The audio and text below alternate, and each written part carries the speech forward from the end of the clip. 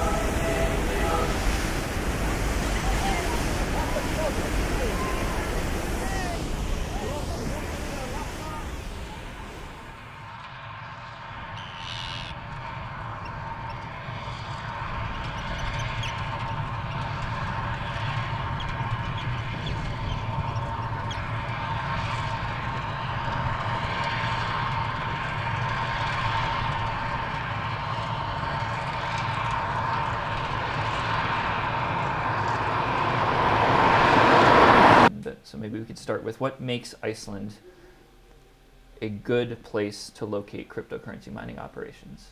Why Iceland? Yeah, there are a couple of factors to that. One is energy prices. They are definitely favorable. They're not the cheapest you can get. I mean, you can get cheaper electricity in other countries for sure. The second would be the climate. the climate definitely works with us here. I have often said in the past that we're capitalizing on our bad weather, and that's essentially like it's not a question of just having it just being cold outside, but it's the stability of the climate and the temperature, and then the political climate, if you will, the fact that we are one of the safest countries in the world. There was actually a report the other day that came out, I think it was from KPMG, that said that Iceland is probably the safest place to place a data center in the world with regards to the stability of the electrical grid, general safety, political stability. All of these factors combined make this an ideal location.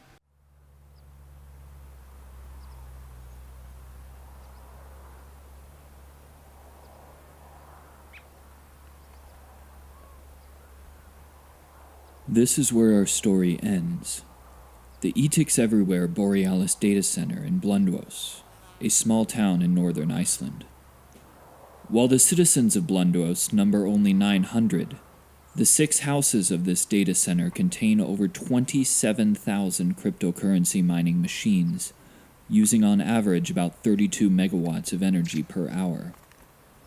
The rest of the town barely cracks 1.5. It is the first data center to be built outside of Iceland's southwest region. The data center looks unassuming enough, almost like a poultry farm. But inside runs some of the most energy-intensive computing on the planet. But the data generated here begins its life elsewhere, deep underground. To understand the journey of Icelandic data, we need to go back to the ground and follow the water and the rocks. But first, the water.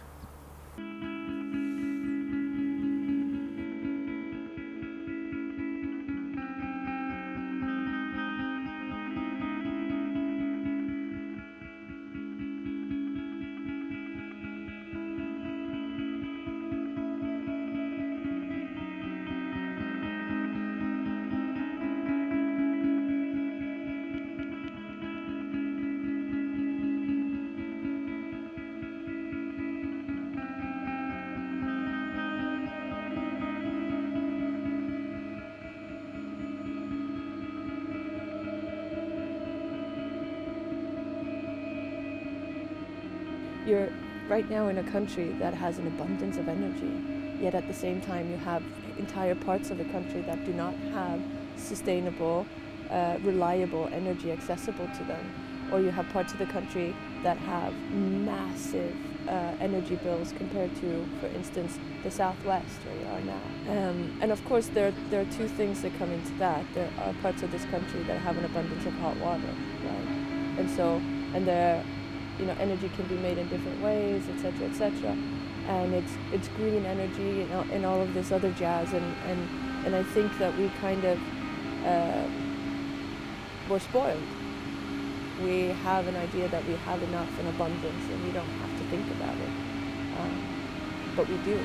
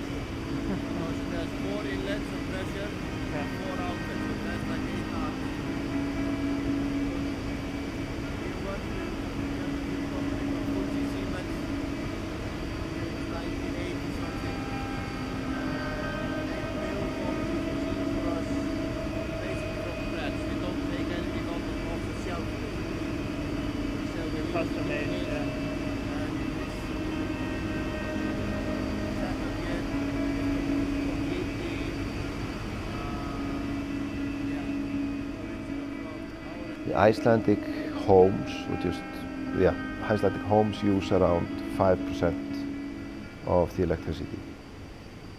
Regular businesses in Iceland, so excluding these bigger players, maybe around 15% or something. So 20% is like what we would call the general market. So the data center industry, of course, has gone from 0 to, it's probably around 120 or 30 megawatts. The total capacity in Iceland is 2,700 megawatts. So they are basically 6-7%. No one has invested anything in new power projects for data centers, at least still. That might of course change, but currently all the data centers that come to Iceland have just been biting into the excess capacity that we had when we started coming in. Now we are at a point where the excess capacity in Iceland is getting thinner and thinner. So at some point someone might have to think, okay, should we build a new power plant? Say currently, before we had like the general market, we had the aluminium smelters, we have the fishing industry, and then now we have the data center, and we know that data centers will be here using 200, 300 megawatts for years to come. I mean, be it mining Bitcoin, mining something else, just being data processing data centers, but for all these kinds of things that data center will be used or are being used for. There are a bunch of things that we're not thinking about that we should be thinking about because we're still in the mindset of, oh, we have an abundance of this. And we need to start having that conversation today. I mean, Iceland, if you for 1100 years had to wake up and look out the window to see whether you could feed your family today, you're not going to be in a situation where you all of a sudden learn how to plan or make 5 to 10, 20-year strategies. Like, we have a saying in Iceland, which is probably oversaid, but it's "Þetta reddast," right? You know, it'll fix itself, it'll be fine. Like, and that's a great way for going on a road trip. It's not a great way to run your country. Like, there's a dissonance there. And so we're not known to be planners because there's literally never been any stability here. Like, no one should have lived. It's a rock. It shakes. There are volcanoes. The weather is at best unstable, you know? So we created a community here, but it's an unstable community or unstable community. So that's the difference that we need to make now is, okay, how do we stabilize?